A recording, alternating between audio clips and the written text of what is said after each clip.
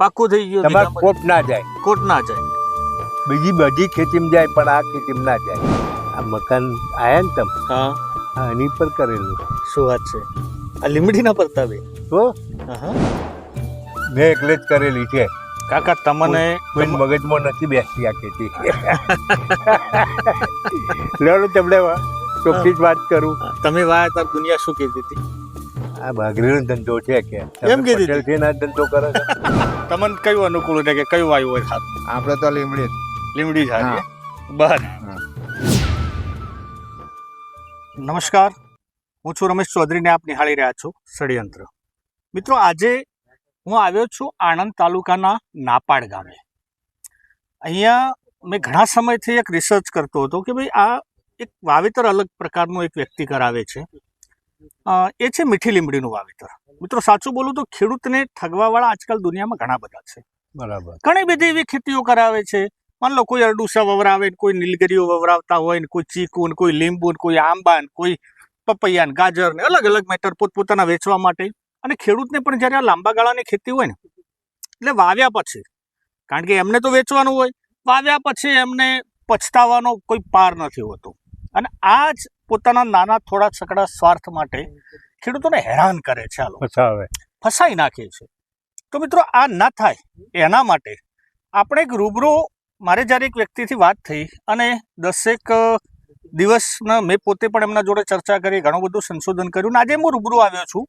મીઠી લીમડીનું એક ભાઈ ખેતી કરાવે છે. હું અત્યારે આવ્યો છું મીઠી લીમડીના એક ખેતરમાં એક ખેડૂત સાથે. નાબાર્ડ ગામના ખેડૂત આપણી સાથે છે. આપણે જાણવાનું પૂરતું પહેલાં તો એ પ્રયત્ન કરશું કે એમની લીમડી ક્યારે વાવી હતી, શું હતું, અને હકીકત અત્યારે કેમનો કેવો ઉતાર મળે છે. તો મારી સાથે છે પ્રકાશભાઈ. પ્રકાશભાઈ, સ્વાગત છે આપનું. નમસ્તે. ઓકે.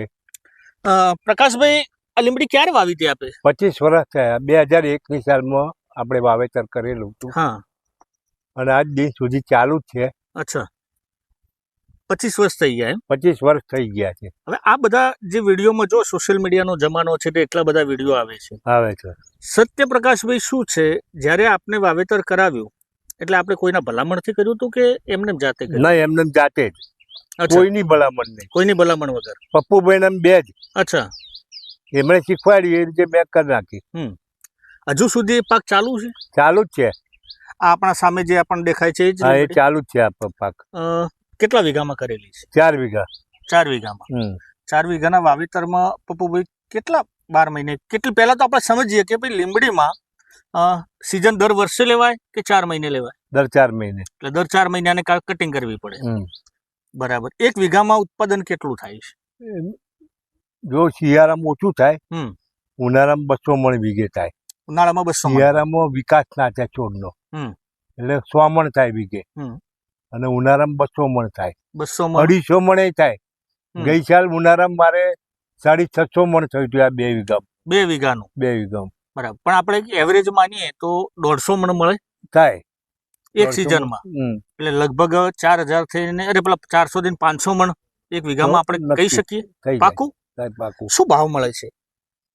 જો સિઝન પ્રમાણે ભાવ હોય, અત્યારે 1000 થી 1200 રૂપિયા ભાવ છે ઉનાળામાં. જાન્યુઆરી થી એપ્રિલ સુધી 1000 રૂપિયા 1200 રૂપિયા ભાવ હોય મણના.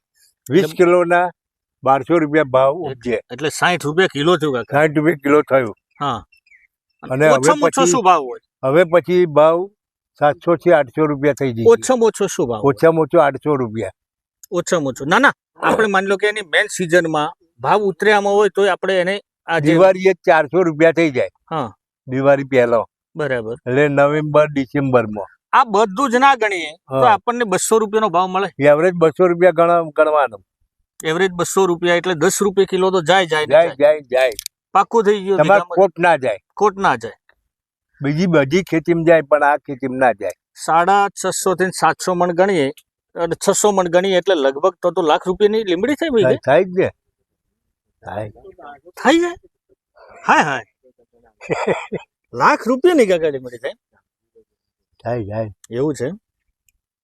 બરાબર. આ મકાન આયા ને તમે, હા, આની પર કરેલું. શું વાત છે? આ લીમડીના પરતાવે તો વ્યવહાર, તહેવાર, લગ્ન પ્રસંગ, ભણતર, ચણતર બધું આ 4 વીઘા જમીન ઉપર કરેલું. હા. છોકરો અમેરિકા લંડન છે, અચ્છા, એને મોકલેલો. આ લીમડીના પ્રતાપે. તો તમારા આજુબાજુ વિસ્તારમાં આ તો આ બાજુમાં તમાકુ આવે છે, આ તમારું ખેતર છે? ના, બીજા અમારા પડોશીનું ખેતી. તમારા પડોશીનું છે. તમારે 4 વીઘામાં લીમડી જ છે. 4 વીઘા લીમડી. બરાબર. આમાં ખાતર કેટલું જોઈએ કાકા? હું યુરિયા નાખું છું, જો વીઘે 4 થેલી નાખું. 3 એક સિઝને એટલે 4 મહિને. 4 મહિને. બીજું ડીએપી ડિસેમ્બર નવેમ્બર ડિસેમ્બર વીઘે 4 કોથળી નાખવાની. 4 થેલી નાખીએ એટલે ચોકે ચોકે 16. 4 થેલી ચોકે ચોકે 16 કોથળી નાખી દેવાની. બરાબર. 4 વીઘામાં. બરાબર. ફરી એવું લાગે બીજી વાર ડીએપી જેવું કોઈ હર મહાદેવ કોઈ ચીજ નહીં અડાડવાની. બીજી દવા નાખો, દવા મારવાની. હા, અમે 156 મારીએ છીએ જયારે રોગ આવે ને ત્યારે. શું રોગ આવે લીમડીમાં? એ કારી બ્લેક એરિયો પડે છે, ઈયળ. હા, હવે એ 156 2400 રૂપિયા લીટર આવે. એ અમે છંટકાવ કરીએ. આ 2 વીઘામાં 15 પંપ જાય. એક પંપના 50 રૂપિયા આપીએ એમ. બરાબર. જે છાંટવા આવે ને એની મજૂરી એને મજૂરી 50 રૂપિયા લેખે એક આપીએ. બાકી બીજો કોઈ ખર્ચો નહીં આમાં? બીજો ખર્ચો નહીં, સાફ સુફી કરાવવાનો ખર્ચો આવે. સાફ સુફી કરાવવાનો એ તો ચાલુ કરી નાખે મારો માણસ. એવું છે. પણ મૂળ આપણે શરૂઆત માની લો કે આખા ખેડૂતોને કેવું હોય તો આવો વાવેતર કરવું જોઈએ કે ના કરવું? કરવું જોઈએ. સવાલ જ નહીં, ખેતી કરવી જ જોઈએ. આ ખેતી આજથી 25 વર્ષ ઉપર કોઈ કરી નહીં, મેં એકલે જ કરેલી છે. કાકા તમને કોઈ મગજમાં નથી બેસતી આ ખેતી.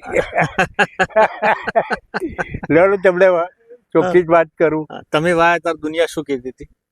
આ ભાગરીનો ધંધો છે કે એમ કીધી છે ને ધંધો કરે છે. આ તમાકુ ખરીબારો હતો. હા, આ ભાઈ આ 2 વીઘામાંથી 800 બોરી માલ વાળેલો. પહેલું કટિંગ બિયારણ દબાયું ને ત્યાં પછી મારે 5મા મહિનામાં મેં કટિંગ લીધેલું. 7મા મહિનામાં બિયારણ દબાયેલું. બીજા વર્ષે 5મા મહિનામાં મેં કટિંગ લીધેલું. એટલે 10 મહિને કટિંગ લીધેલું. 800 મણ માલ થયેલો 2 વીઘાનો ઉધારી. પેલો ભાઈ શું કે છે, એ તમાકુ વેપારી હતો. કે લીમડી કઈ ગઈ, આટલી બધી લીમડી કોણ ખાશે કે? ત્યાં બાપો ખાશે કે? પછી કશો વાંધો નહીં, કપાઈ ગઈ ખેતી, લીમડી પતી ગઈ. પછી મન મળે હોય મને કે લીમડી પોખડો ખાવા જ રાખવા હતા, ત્યાં બાપો ખાઈ ગયો. મેં કહ્યું તારો જવાબ 10 મહિને તને પાછો આલ્યો મેં. 10 મહિને જવાબ આલ્યો મેં કોને હાલવા દેવો જવાબ.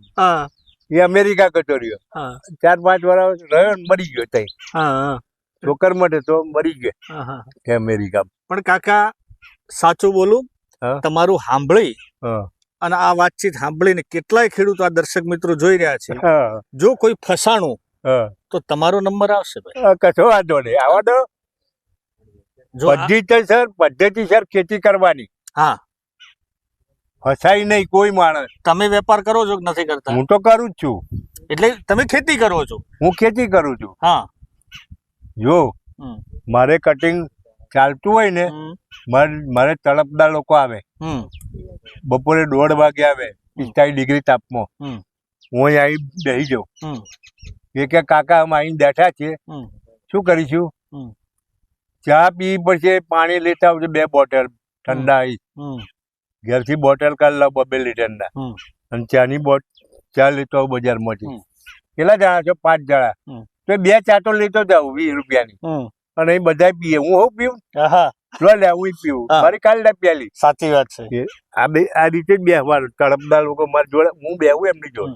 કાકા તમારો નંબર આલજો, ત્યાં ખેડૂત મિત્રોને આપો. એટલે ડાયરેક્ટ શું છે, કોઈને વાત કરવી હોય તો વેપારીને આપણે વાત જ નથી કરવી. ત્યારે વેપારી કરો તો ચિંતા નહીં તમારે. ડાયરેક્ટ તમારો નંબર આપીએ તો. વેપારી માં એવો નહીં ભાઈ. શું નામ ભાઈ તમારું? મારું નામ બચુભાઈ. બચુભાઈ, બચુભાઈ અહીંયા શું કરો છો? અહીંયા આપણે ખેતી કરીએ. ખેતી કરો છો? હા. એ શેનું વાવેતર કરેલું છે? આ લીમડીનું. લીમડીનું. આમાં પાણી કેટલા દિવસે જોઈએ છે? અમે જો ઉનાળામાં, શિયાળામાં 1 મહિના જો ને ઉનાળામાં 15 દિવસ થતો. પણ તમારી જમીન તો આખી મજબૂત છે. માની લો કે જમીન હલકી હોય તો જમીન હલકી હોય કે ચાલ્યું હોય એને 15 દિવસ જોવે એટલે જોવે એવું. જોવે જ 15 દિવસે પાણી. દવા કેટલી વખત નાખો છો? હવે દવા જ્યારે વાદળ આવે ને ઈયળો પડે હમ. એટલે 1 વીઘામાં 4 વખતે દવા થાય ને 5 વખતે થાય. 1 વીઘામાં? હા. બરાબર. એટલે લગભગ 3 મહિના તો કટિંગ થતું હશે ને? 3 મહિને નહીં, 4 મહિને થાય. 4 મહિને કટિંગ હા. થાય. બરાબર. 4 મહિનામાં વાદળ હોય તો દવા નાખવાની. નાખવાની. ખાતર કેટલું નાખો છો? ખાતર તો હવે 1 વીઘામાં 8 કોથળી. 1 વીઘામાં 8. 8 બોરી? હા. શેનું? નાઇટ્રોજન એટલે યુરિયા કે યુરિયા, નાઇટ્રોજન બધું ભેગું. કેટલા વર્ષે નાખો? અમારે વર્ષે નાખવાનું. દર વર્ષે નાખવાનું? 1 વીઘામાં 8 બોરી. બરાબર. તમે આ તમારી જમીન છે કે ભાગમાં વાવો છો? અમારે પ્રકાશભાઈ ની જમીન ભાગમાં. પ્રકાશભાઈની જમીન ભાગમાં વાવો છો? કયો ભાગ છે તમારો? મારો ચોથો ભાગ. ચોથો ભાગ છે. તમને પોહાય છે? હવે સાહેબ જો મજૂરી કરીએ તો મળે, હા. અને એમને મળે ને મને મળે. અને આમ પોહાઈ રે ખરી? પોહે રે ખરું. એટલે આ ખેતી કરવી સારી કે તમારી બાજુમાં તમાકુ વાવી છે એ સારું? હવે તમાકુ વાવે એમને સારું અને આ ખેતી વાવે પણ બે એમથી ફાયદો છે. બેમને ફાયદો અમે લીમડી. અમારે લીમડીમાં. અને કેળમાં? કેરમાં તો 1.5 વર્ષે ખેતી થાય ને. હા. એટલે એના કરતા લીમડી સારી? લીમડી સારી. અને બાજરી ઘઉંમાં સારું કે પછી લીમડી સારી? હવે જેને ફાવે એ વાવેતર કરે સાહેબ. બાજરી ગમતી હોય બાજરી ગમે, ઘઉં ગમતા હોય ઘઉં ગમે, કેર ગમતી હોય એમને કેર ગમે, તમાકુ ગમતી હોય એમને તમાકુ ગમે. બરાબર કે 6 મહિને સીઝન લે, 12 મહિને. પણ તમે અહીંયા ભાગીદાર છો, પેલા ભાજ્યા છો, તમને કયું અનુકૂળ રહે કે કયું વાયુ હોય સારું? આપણે તો લીમડી લીમડી સારી. બરાબર. તો દર્શક મિત્રો, આ હતા પ્રકાશભાઈ કે જેને આપણે મળ્યા છીએ. આ જાણવાનો પ્રયત્ન કર્યો. જો જે વ્યક્તિઓ એનો વેપાર કરાવરાવે છે, જે વાવેતર કરાવરાવે છે અને જે કટિંગ કરીને લઈ પણ જાય છે, આપણે બીજો વિડીયો એ પણ છે એને પણ જોશું. પરંતુ આ તો ખેડૂતનો અભિપ્રાય આપણે લીધો છે. કોઈ જાતની છંછેડાટ કર્યા વગર ખેડૂતના ત્યાં જઈ, એમના ઘરે જઈ આ 300 કિલોમીટરનું અંતર કાપી અને આપણે સત્ય સુધી પહોંચવાનો પ્રયત્ન કર્યો છે, જેથી કોઈ ખેડૂત, પ્રકાશભાઈ, કોઈ ખેડૂત ફસાય નહીં. વાવેતર એમને કરવું હોય તો કરો, આપણે કઈ પ્રમોશન કરતા નથી. પરંતુ ખોટો વ્યક્તિ એમનું પ્રમોશન પણ ના કરી જાય અને ખોટું ખેડૂત આપણો ફસાઈ પણ ન જાય. આ આપણો ઉદ્દેશ હતો. બીજું કઈ કેવું છે? આજે તમે રમેશભાઈ આયા, હા, પરિચય બધું જાણવા. બરાબર. હા. 25 વર્ષ પર કોઈ જાણવા વાળો નતો. હા. આ ભાઈ મને ખેતી કરાવી વેપારીએ, ત્યાં કોઈ પૂછવા વાળો નતો કે તમે શું ભાવે વેચવા છો, શું ભાવ, કેવી રીતે ખેતી કરી, કેમ તમે આવી ખેતી કરી, કોણ લઈ જશે, એવું કોઈ પૂછવા વાળો નતો. જાતે સાહસ કરીને બધું કર્યું. જાતે સાહસ કરેલું. અત્યારે તો તમે પૂછો છો અને વિડીયો પર બધાને બતાવવાના, બધા પરિચય આવશે. પરિચય તમે આલશો બધાને અને લોકો ફોન કરે કદાચ મને, હું બધું એમને કહીશ. પણ મને તો કોઈ પૂછવા વાળો નતો. 25 વર્ષ ઉપર મને તો સાહસ કર્યું. અમે બે જ જાણીએ બધું વચન તો. બરાબર. હા ભાઈ, પપ્પુભાઈ ને અમે બે જ. પપ્પુભાઈ કીધું, તમે કર્યું. હા, બરાબર. વિશ્વાસથી. અને એ કોઈને ફસાવે નહીં.